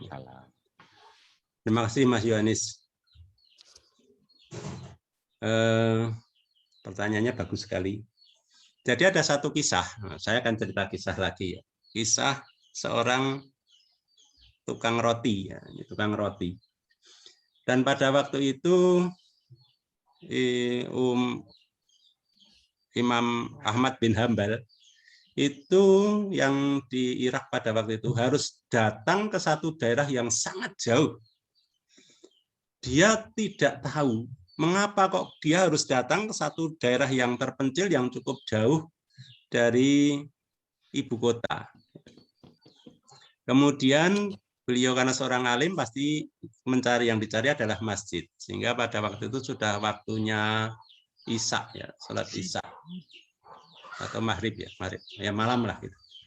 Maka beliau setelah ikut sholat di daerah situ, dan karena daerahnya itu jauh dari ibu kota, maka tidak ada yang mengenal bahwa beliau itu seorang imam besar. Maka beliau ingin tidur di masjid itu, oleh amirnya nggak boleh, suruh pergi. Sehingga dengan kondisi yang semacam itu, beliau juga bingung mau tidur di mana gitu, sehingga asal jalan aja. Yang kebetulan ada seorang tukang roti yang juga ikut jamaah itu tahu bahwa di saat itu tadi dia ikut jamaah, kemudian menawarkan, kalau Tuhan mau tidur di rumah saya boleh, tetapi ya ala kadarnya, asal untuk bisa istirahat. Maka kemudian beliau dipersilahkan untuk tidur di tempat rumah yang sangat sederhana. Maka yang menjadi satu hal yang luar biasa yang dia ceritakan, bahwa orang itu tuh selalu dalam keadaan sadar itu beristighfar, astagfirullah, astagfirullah, astagfirullah, astagfirullah, terus saja. Dan pada waktu dia bikin adonan roti juga astagfirullah, astagfirullah. Waktu memanggang roti astagfirullah, astagfirullah. Sehingga imam kita itu, Imam Hambali ini tertarik untuk bertanya. Ya Syekh, dia kalau menghormati orang kan manggil gitu ya. Ya Tuhan atau ya saudara, apa yang engkau dapatkan dengan saya dengar Anda selalu beristighfar kepada Allah Subhanahu wa Ta'ala? Maka jawabnya itu, saya apapun yang saya mohon kepada Allah itu oleh Allah dikabulkan. Hanya satu yang saya belum dikabulkan, doa saya.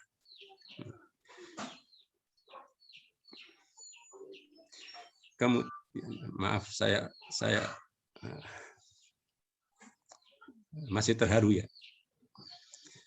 Kemudian beliau cerita, hanya satu doa yang belum dikabulkan oleh Allah Subhanahu wa taala yang saya pohonkan, yaitu saya ingin bertemu dengan Imam besar Ahmad bin Hanbal. Maka imam ini kemudian bertakbir, Allahu Akbar. Inilah rahasia Allah mengapa saya dikirim ke daerah terpencil yang jauh dari kota, ternyata hanya untuk mengabulkan permohonan seorang tukang roti.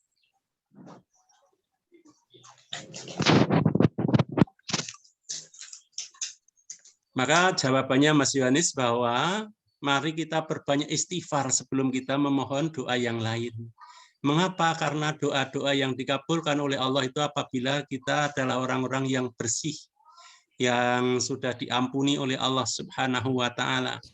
Maka perbanyak istighfar. Kalau kita ingin mencontoh salah satu tukang roti yang doanya semua dikabulkan oleh Allah Subhanahu wa taala. Sampai doa yang mungkin bagi saya itu yang nggak mungkin, ingin bertemu imam besar yang dia tidak pergi kemana-mana. Tetapi Allah ternyata memperkenakan doanya dan justru mendatangkan orang yang dicita-citakan untuk ketemu itu mendatangi rumahnya. Satu hal yang tidak mungkin, tetapi Allah Maha mungkin. Apapun yang tidak mungkin di pemikiran kita, Allah akan memungkinkan. Dan jangan takut bahwa kita merasa banyak dosa. Enggak ada orang yang tidak berdosa kecuali para rasul dan para nabi dan para wali. Karena beliau sudah diampuni dosa-dosanya sebelum dan sesudahnya. Kalau kita itu dosanya pasti banyak. Kalau ada orang yang merasa tidak pernah berbuat dosa, ya wallahu alam. Ya. Salah satu contoh bukan orang yang baik yang tadi pemuda yang satu, ya, yang sangat mencintai sepupunya, itu pasti ya kalau ukuran kita kurang baik lah, ya, karena dia menghendaki sesuatu yang belum haknya. Ya. Tetapi begitu diingatkan, itu yang penting harus kita ambil pelajarannya. Begitu diingatkan dia sadar penuh bahwa itu dilarang oleh Allah Subhanahu Wa Taala, kemudian ditinggalkannya.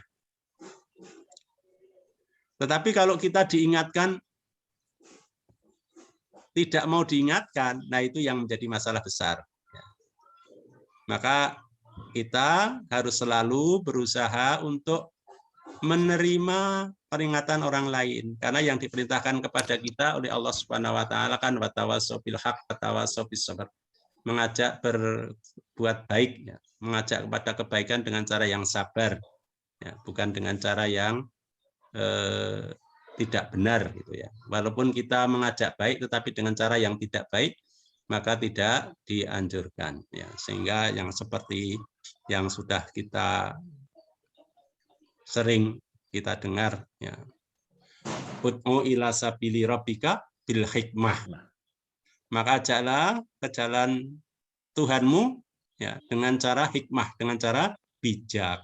Artinya orang yang mengajak harus dengan cara yang baik. Yang baik itu sesuai dengan kondisi dan situasi. Belum tentu dengan cara yang sama akan memberikan hasil yang sama. Sehingga itulah yang dinamakan bijak, menyesuaikan dengan kondisi. Jadi intinya bahwa perbanyaklah istighfar, kemudian memohon kepada Allah Subhanahu wa taala. Bahkan yang dicontohkan oleh Rasulullah kan begitu sholat selesai kan kita baca istighfar 3 kali. Ya, baru kemudian baca yang lain, kemudian baru memohon apa yang kita mohon. Wallahu alam. Matur nuwun. Oke, matur nuwun Pak Prof. Ini mencerahkan sekali buat saya terutama, karena saya itu pakai istilah yang bisa saya pahamkan buat diri saya sendiri. Kita lakukan saja istighfar yang gampang-gampang, biarkan yang berat-berat, urusan COVID, urusan macam-macam itu biar Allah saja yang urus. Kita urus istighfarnya kita saja. Bagus, bagus. Jadi, supaya saya paham begitu, Prof. Untuk ya, contohnya tadi, ya, doanya hanya istighfar, terus ternyata permohonannya ya Allah kirimkan, malah Allah kirimkan orang yang iya, dikirimkan loh, tidak didatangi loh, luar biasa. Matur nuwun. Assalamualaikum warahmatullahi wabarakatuh. Waalaikumsalam warahmatullahi wabarakatuh. Alhamdulillah. Yang tanya Pak Jo yang ikut. Itu saya ya Ustaz. Bentar, Ge. Iya, monggo. Minum dulu, Mas. Kalau ada yang diminum, minum. Ya enak, anu sing super soft.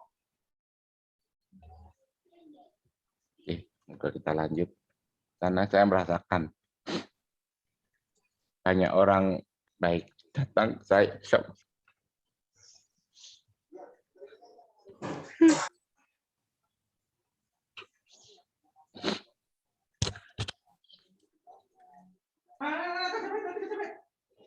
Enggak, kita lanjut yuk. Ini ada beberapa pertanyaan di chat, Ustaz. Dari yang pertama Om Sugeng. Pertanyaannya, tanya Ustaz, tadi disampaikan bahwa doa yang terkabul adalah doa yang diridhai Allah. Lalu apa yang harus kita lakukan agar Allah ridho sehingga doa itu bisa terkabul? Begitu pertanyaannya. Baik.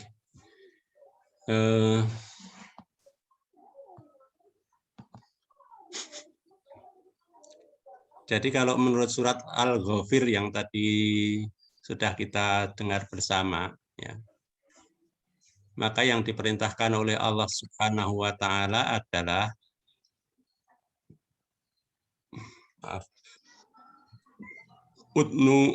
Ud'uni astajib lakum innalladzina yastakbiruna an ibadati sayadkhulunal jahannam dakhirin. Berdoalah kepadaku, niscaya aku perkenankan bagimu. Sesungguhnya orang-orang yang menyombongkan diri menyembahku akan masuk neraka jahanam dalam keadaan hina-hina. Maka di dalam doa kita, hendaklah kita tidak merasa lebih dari siapapun dan bahwa kita menjadi makhluk yang sangat lemah sehingga memohon karunia dan kemurahan atau rahmat dari Allah Subhanahu wa Ta'ala. Sehingga di dalam surat Al-A'raf itu dikatakan bahwa kita diminta untuk berdoa dengan merendahkan diri, ya, merendahkan diri di hadapan Allah Subhanahu wa Ta'ala dengan suara yang lembut. Ud'u rabbakum tadarru'an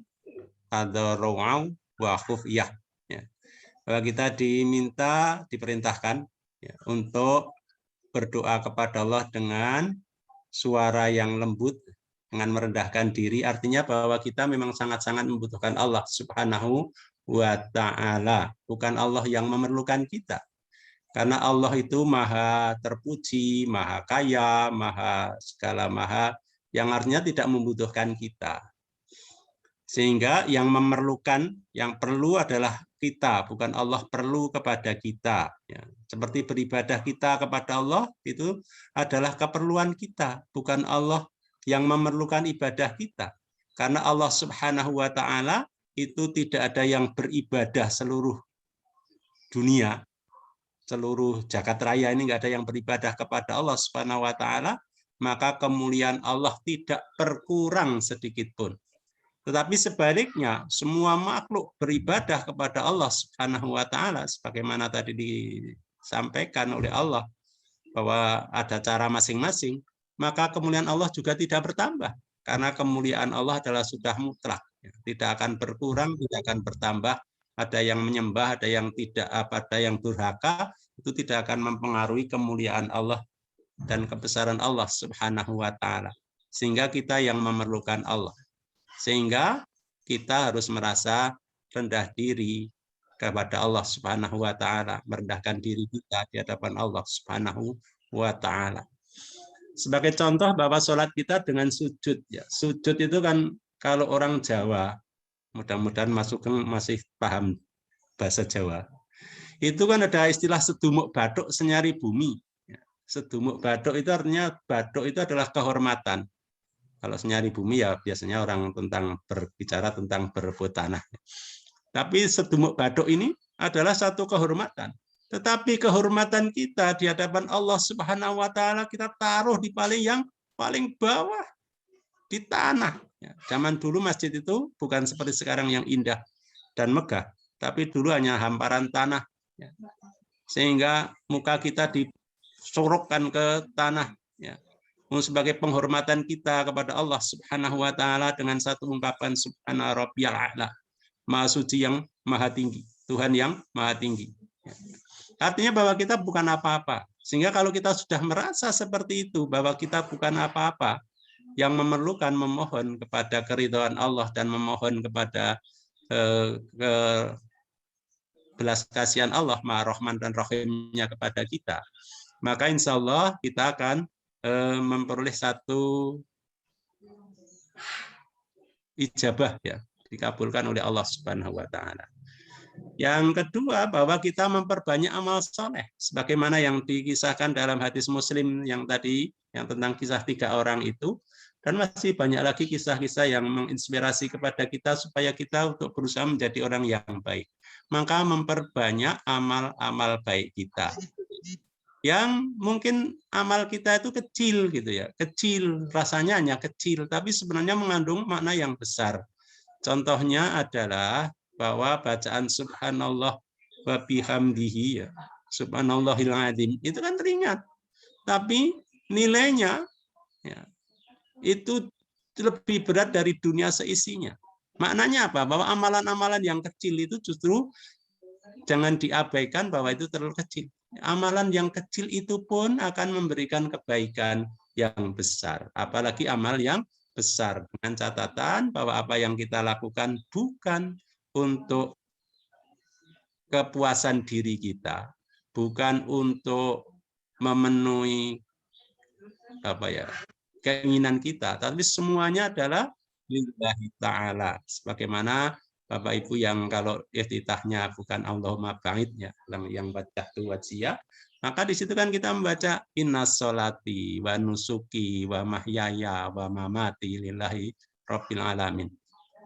Bahwa sesungguhnya sholatku, ibadahku, hidupku, matiku, ya, itu semuanya hanya untuk Allah yang menguasai seluruh alam. Artinya bahwa kita tidak melakukan sesuatu itu kecuali hanya untuk ridho Allah. Nah, kalau itu semua sudah kita lakukan, insya Allah doa-doa kita akan dimudahkan untuk diijabah oleh Allah Subhanahu wa taala. Artinya bahwa itu kalau itu baik untuk kita. Jadi Allah yang memilihkan untuk kita. Bukan kita yang memilih untuk diri kita, tetapi Allah yang akan memilihkan yang lebih baik untuk kita. Saya mau cerita, tapi jangan dianggap bahwa ini satu kesombongan ya, tetapi adalah satu yang saya sebenarnya tidak menghendaki itu. Saya dulu waktu lulus itu anak muda, mungkin seperti Mas Dudi, Mas Yohanes, itu saya rasa Yohanes, itu saya rasa berpikiran wajar lah kalau baru lulus itu ingin cepat kaya. Ya. Saya dulu punya cita-cita waktu itu setelah lulus mau daftar Freeport, ya, karena Freeport 1 itu tambangnya orang Amerika sehingga pembayarannya nilainya dolar. 2, saya ingin mengunjungi Amerika karena kantor pusatnya kan di Amerika, di Miami gitu ya. Kemudian qadarullah ibu saya itu sakit stroke ya, yang nggak ada yang merawat karena anak terkecil saya. Kakak-kakak saya di Jakarta, ada yang di Semarang, sehingga satu-satunya sehingga saya terpaksa tinggal di Jogja merawat ibu. Ya. Nah, qadarullah sehingga ngapain aku di Jogja? Kemudian saya daftar ke UII, jadi dosen UII. Yang waktu masuk itu gajinya, saya ceritakan aja supaya tahu bahwa tujuan semula itu tidak sesuai dengan harapan. Tapi mungkin Allah memilihkan itulah yang terbaik. Saya masuk UI dengan gaji Rp36.370. Satu gaji yang kecil karena waktu saya mahasiswa ikut konsultan itu digaji Rp45.000. Setelah sarjana gajinya hanya Rp36.370. Ya. Ya cukup nggak cukup, saya hidup dengan ibu saya berdua. Ya. Motor nggak punya, dulu kalau ngajar pinjam tetangga. Tapi qadarullah apa yang saya cita-citakan waktu itu, ingin jadi kaya, kemudian ingin ke Amerika, mungkin kayanya kalau diukur pendapatan biasa ya mungkin sudah termasuk kaya ya. Dan yang kedua, ternyata saya juga sempat ke Amerika dan sudah juga sempat ke Miami, jalan-jalan. Artinya bahwa ternyata Allah memilihkan saya yang terbaik, walaupun menurut saya tidak sesuai dengan yang saya harapkan. Mudah-mudahan cerita ini dapat menginspirasi Mas Sugeng untuk memahami bahwa Allah itu akan ridho kalau kita melakukan yang diridhoi oleh Allah Subhanahu wa taala, yaitu kebaikan.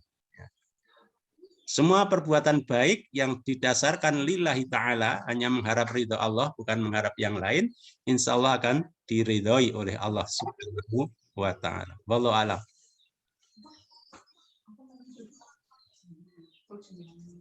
Alhamdulillah, Om Sugeng. Itu ya Om Sugeng. Oke. Ini masih ada lagi Pak Haji dari Dewi Azam. Bismillah, saya ingin bertanya, pilihan terbaik doa-doa apakah yang sebaiknya kita panjatkan dalam sujud terakhir dan sebelum salam pada waktu sholat wajib maupun sholat sunnah? Itu Ustaz. Baik, ya kalau doa itu tergantung dari saat itu, karena doa yang diajarkan Nabi kan luar biasa banyak itu. Luar biasa banyak. Maka tinggal mana. Saya yakin bahwa Nabi mengajarkan doa banyak itu karena tahu bahwa umatnya permohonannya juga berbeda-beda antara satu dengan yang lain.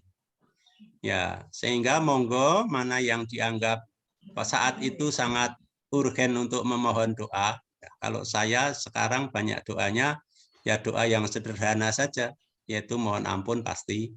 Yang kedua mohon sehat. Ya, yang dicontohkan kan Allahumma afini fi badani, Allahumma afini fi sam'i, Allahumma afini fi basari. Ya Allah, aku mohon sehat badan, mohon sehat penglihatan, mohon sehat pendengaran, dan mohon sehat penglihatan. Itu kan semuanya adalah kondisi orang tua ya. Seperti kita yang makin tua itu kan pendengarannya terganggu, penglihatannya terganggu, ya, badannya terganggu, sedikit-sedikit mudah sakit, sehingga itu yang banyak saya doa. Ya. Alhamdulillah, ya, saya masih diberi sehat, sehingga masih bertemu dengan Bapak Ibu sekalian. Kemudian penglihatan saya, alhamdulillah, tanpa kacamata masih bisa membaca. Kemudian pendengaran, ya masih lumayan, hanya kadang-kala yang memang agak terganggu, terutama kalau yang nagih hutang, pura-pura nggak benar gitu. Ya. Nah ini adalah satu karunia, sehingga monggo Ibu Dewi mana yang lebih berkenan untuk dimohonkan. Ya, kalau kita mencontoh Nabi Zakaria pada waktu itu, pada waktu sholat beliau berdoa untuk diberi putra. Ya. Rabbi habli minas sholihin, apa Rabbi habli miladunka. Itu seperti itu. Ya, itu saya rasa sangat tergantung kepada masing-masing yang kondisinya akan berbeda setiap orang. Nah, monggo mana yang dipilih yang sesuai, ya, yang jelas bahwa kita memohon, tapi jangan memaksa Allah Subhanahu wa taala, artinya mengharuskan gitu. Kita karena apa yang diberikan kepada kita, insya Allah itu yang terbaik bagi kita. Bukan kita yang memilih yang terbaik. Karena apa yang dapat kita baca dalam Quran itu kan bahwa kadangkala apa yang kita anggap kita sukai itu justru tidak baik untuk kita, dan apa yang kita benci kadangkala itu baik untuk kita. Sehingga monggo silahkan dipilih mana yang mudah. Ya, yang sementara ini yang saya baca banyak terakhir dalam doa saya adalah itu, mohon sehat. Di samping mohon ampun pasti, ya. Mohon ampun pasti, kemudian mohon sehat. Wallahu a'lam. Monggo kalau masih ada lagi. Satu pertanyaan terakhir, Pak Haji. Ini dari Om Nuki Balikpapan. Om Nuki ini adiknya Bu Hajah Eliati, Pak Haji. Oh, nggih. Izin bertanya, apabila kita sudah sangat dizolimi seseorang, sehingga kesabaran kita sampai habis, lalu mendoakan yang tidak baik. Tidak baik itu macam-macam, misalnya hidupnya tidak bahagia, hidupnya merana, dan sebagainya. Lalu, itu bagaimana pertanyaannya? Lalu caranya berdoa biar nggak merasa ketika kita dizolimi itu masih tetap kuat, itu sebaiknya bagaimana? Begitu, Ustaz. Prinsip mendoakan yang tidak baik itu tidak boleh, ya prinsip. Tetapi orang yang sangat dizolimi, seandainya kemudian mendoakan yang tidak baik, itulah yang dikhawatirkan oleh Rasulullah. Maka hati-hatilah dengan orang yang teraniaya, yang terdolimi. Itu maksudnya kalau dia terdolimi benar, maka doanya insya Allah akan dikabulkan oleh Allah apapun doa itu. Tapi kalau kita ngikuti Nabi pada waktu beliau itu disiram dengan kotoran onta, ya. Itu kan marah besar itu malaikat Jibril, ya. Sehingga mohon izin kepada Rasulullah bagaimana kalau dia diambilkan gunung terus ditimpakan gitu. Tapi apa doa jawaban Nabi? Jangan bisa jadi nanti anak keturunan mereka menjadi orang yang saleh. Salah satu diantaranya anaknya Abu Jahal. Itu kan jadi sahabat Nabi, ya. Walaupun bapaknya seperti itu. Ini contoh. Kayak orang biasanya iya nabi, kalau kita kan bukan nabi, betul. Saya pun juga mungkin tidak bisa seperti itu. Sehingga kalau kemudian kalau kita masih mampu mengendalikan diri kita, maka doakan supaya Allah membukakan hidayah kepada beliau. Tetapi kalau sudah nggak ada cara yang lain, ya wallahu alam. Karena Nabi pun mengingatkan, berarti kan Nabi tidak melarang, ya, tidak melarang dalam arti tidak menyalahkan, bukan tidak melarang, tidak menyalahkan orang yang karena sudah sangat teraniaya, maka dia kemudian memohon kepada Allah untuk menghukum orang yang menganiaya. Kalau kita ambil cerita-cerita nabi-nabi kita yang dulu seperti Nabi Nuh, itu kan justru juga meminta untuk mengazab kaumnya. Nabi Lot juga berdoa kepada Allah untuk mengazab kaumnya. Kemudian Nabi Soleh yang kaumnya kurang ajar banget itu, ya, itu juga didoakan supaya Allah mengazab. Ya. Jadi kalau kita lihat dari situ, maka berarti ada contoh untuk memohon supaya Allah mengazab orang-orang yang sudah tidak dapat diberi peringatan. Tetapi kalau kita masih bisa mengendalikan, ya mohon didoakan supaya mereka dapat hidayah. Siapa tahu seperti Umar yang tadinya mau membunuh Nabi, akhirnya jadi pengawal Nabi yang luar biasa. Wallahu alam. Alhamdulillah. Allah. Jadi intinya tetap harus sabar, Haji. Walaupun orang itu mangkal kayak banget gitu loh. Ya, kalau masih mampu mengendalikan, sebaiknya didoakan yang baik. Nah. Oke, karena ini sudah pukul 7.29, kita cukupkan, ya. Sebelum ditutup, monggo Bapak Ibu yang ada di Zoom bisa ditampilkan wajahnya, ya, biar menjadi arsip kita. Alhamdulillah hari ini lumayan banyak Pak Haji Harsoyo, yang hadir sekitar 74 sampai 75. Alhamdulillah. Terima kasih banyak. Monggo sebelum kita tutup, bisa ditampilkan di wajahnya, ya. Kita adakan sesi foto untuk arsip kita. Sebentar, ya. 1, 2, 3.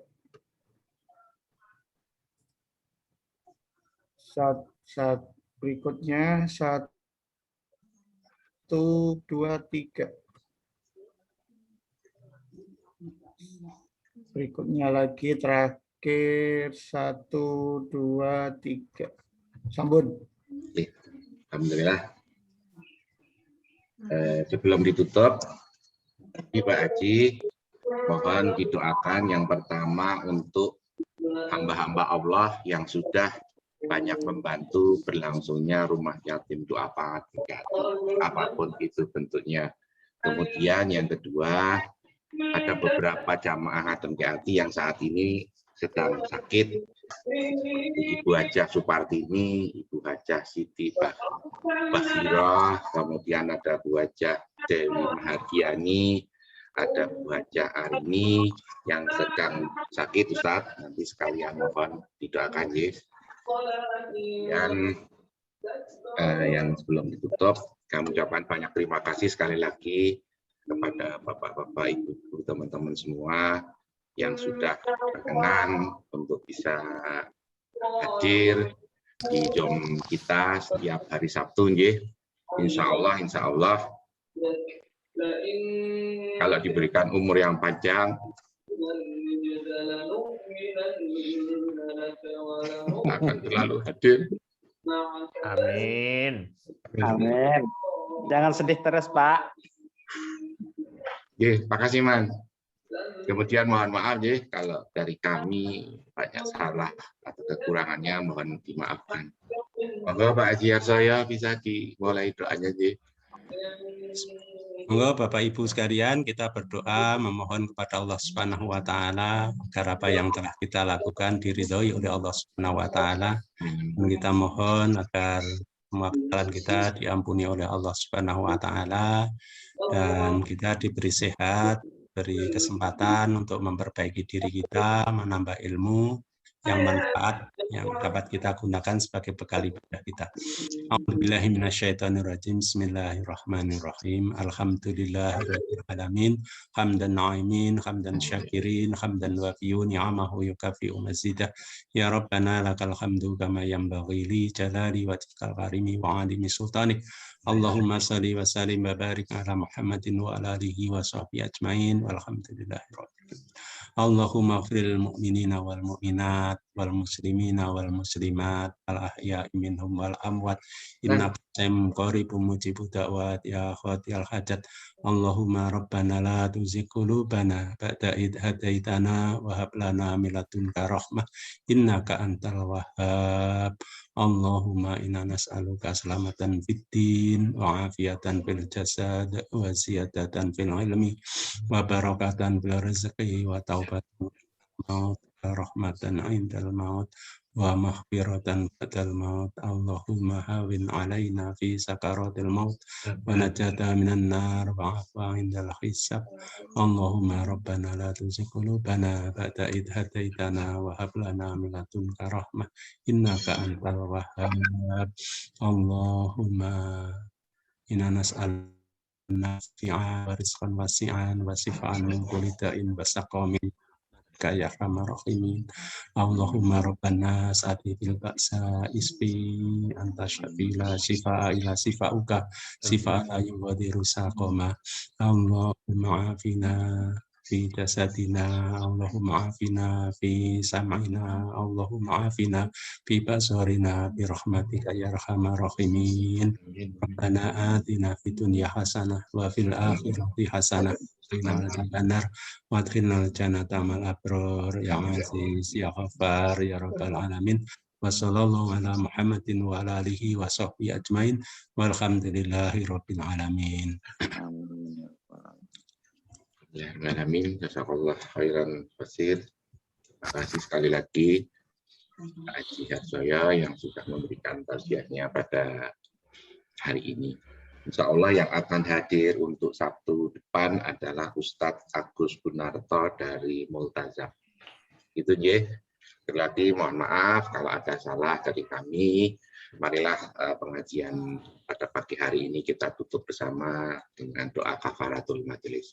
Subhanakallahumma wa bihamdika asyhadu an la ilaha illa anta astaghfiruka wa atubu ilaik. Alhamdulillah. Alhamdulillah. Terima kasih. Assalamualaikum warahmatullahi wabarakatuh. warahmatullahi wabarakatuh. Waalaikumsalam. Waalaikumsalam.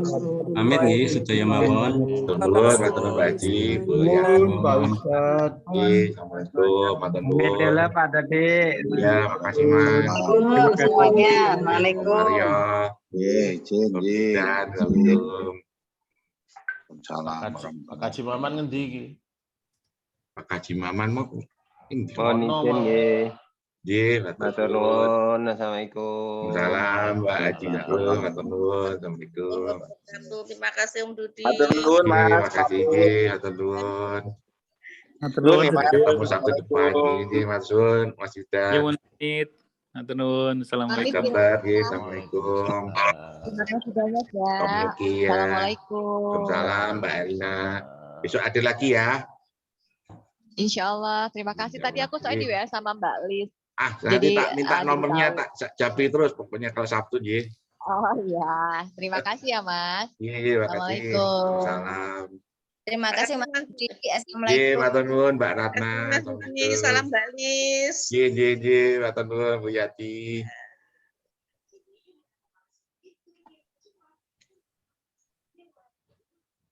Pak Haji Maman iki, Pak Haji Maman iki.